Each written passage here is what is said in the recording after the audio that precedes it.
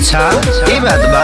मरते हैं मुझ पे मेरे हैं लाखों सनम। मोबाइल है सारे चुंबक सब आते मेरे पास ना बुलाते हैं हम।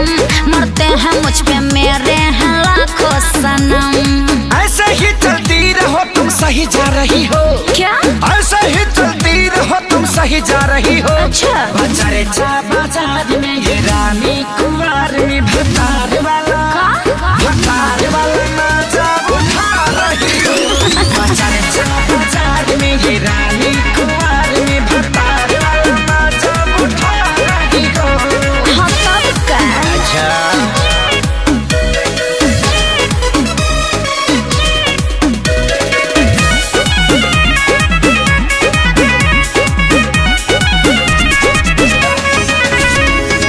सबके समझिले मोडया मिजाज हो। हमारा जवानी के अलग बराज अरे हो। चूस गईले तो हर जूता जवानी तब बिक रहल बा तो हर जूठा जवानी। चीज ऐसन बा हमेशा बिकते रही। हमार सर गइल बा का। सबके समझिले मोडया मिजाज हो। हमारा जवानी के अलग बराज अरे हो। चूस गईले तो हर जूता जवानी तब बिक रहल बा हर जूठा जवानी। धीरे धीरे ट्रैक पे तुम अब आ रही हो। हाँ। धीरे धीरे ट्रैक पे तुम अब आ रही हो।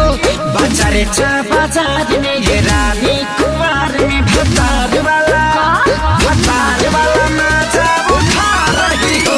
बाजारे चा बाजार में ये रानी कुमार में भतार वाला मजा उठा रही हो। अरे टाइम बा उठावे दा। कातना ले उठाइबू आ कातना लोग के उठाइबू।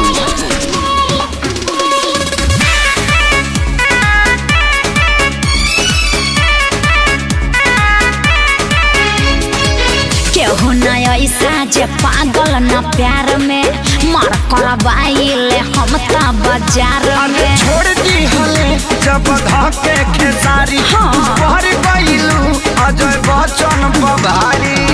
अरे हम सब पे भारी पड़ जाने। आदमी है कि भैंस रे। केहू न ऐसा जे पागल न प्यार में मार करवाइले हम ता बाजार अरे में। छोड़ दी हले जब धके खेसारी। का?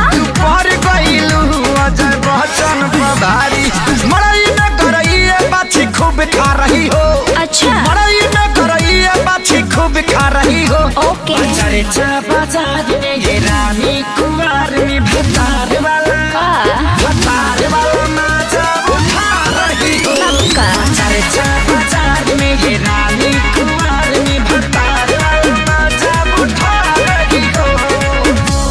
हाँ तो दिक्कत का बा तहार हिक्कत का बा। माइयो गे माइयो।